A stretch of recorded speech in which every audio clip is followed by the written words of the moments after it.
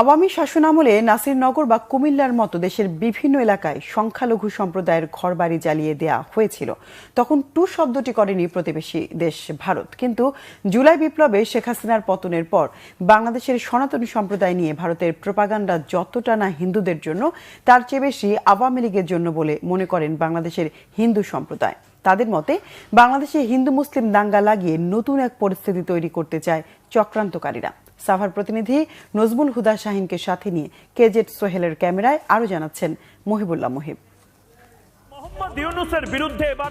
বাংলাদেশের হিন্দু সম্প্রদায় নিয়ে ভারতীয় মিডিয়ার লাগাতার মিথ্যাচার, প্রোপাগান্ডা আর গুজব যেন কিছুতেই থামছে না।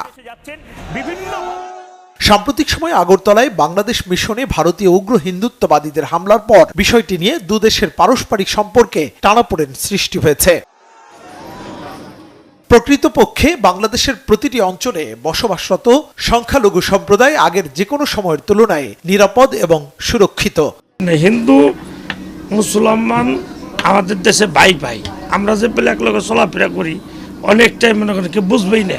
হিন্দুরা কি শান্তিতে আছে কিনা বা মুসলমানরা কোনো অত্যাচার করতেছে কিনা, সম্পদ গরু বছর লুণ্ঠন হচ্ছে কিনা আপনাদের?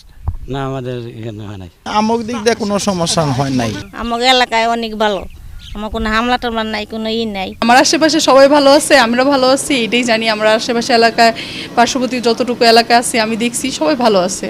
রাজধানী ঢাকার পার্শ্ববর্তী উপজেলা সাভারের নামাবাজার এবং ধামরাই উপজেলার বরদাই গ্রামকে আলাদা করেছে বংশাই নদী। নদীর দুই পাড়েই এখানে লক্ষাধিক হিন্দু সম্প্রদায়ের বসবাস। শেখ হাসিনার পতনের পর কেমন আছেন সনাতন ধর্মাবলম্বীরা?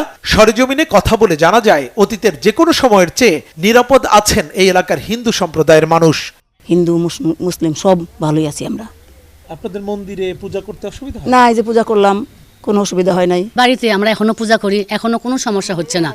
আজ পর্যন্ত এই এলাকায় কোনো সমস্যাই হচ্ছে না। আমার মনে হয় কোথাও সমস্যা হচ্ছে না। অন্য জায়গার কথা তো আমরা বলতে পারছি না, বাট আমাদের এই এলাকার মধ্যে এরকম কোনো কিছুই হয়নি। না জেনে এরকম নিউজ করা ঠিক না।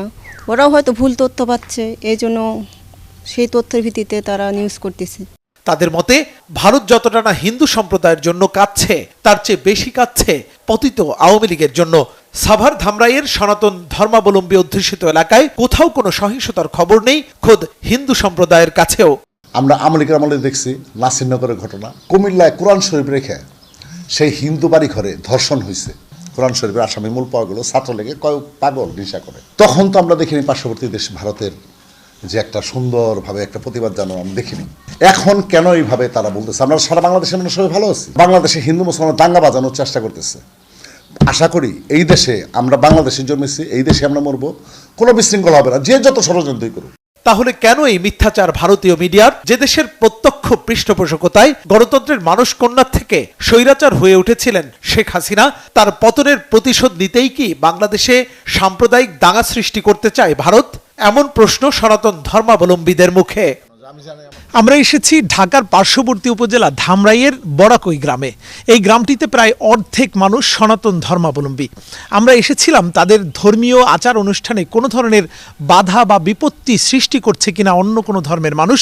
আমরা ঘুরে পুরো এলাকা যেটি জেনেছি যে এলাকার হিন্দু সম্প্রদায়ের মানুষ কোনো ধরনের বাধা বিপত্তির মধ্যে নেই। কোনো লুটপাট, কোনো সহিংসতার ঘটনা 5 আগস্টের পরে এই এলাকায় ঘটেনি।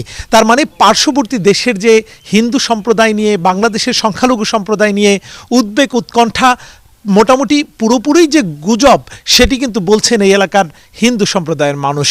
মহিবুল্লাহ মুহিব, বাংলা ভিশন, ঢাকা।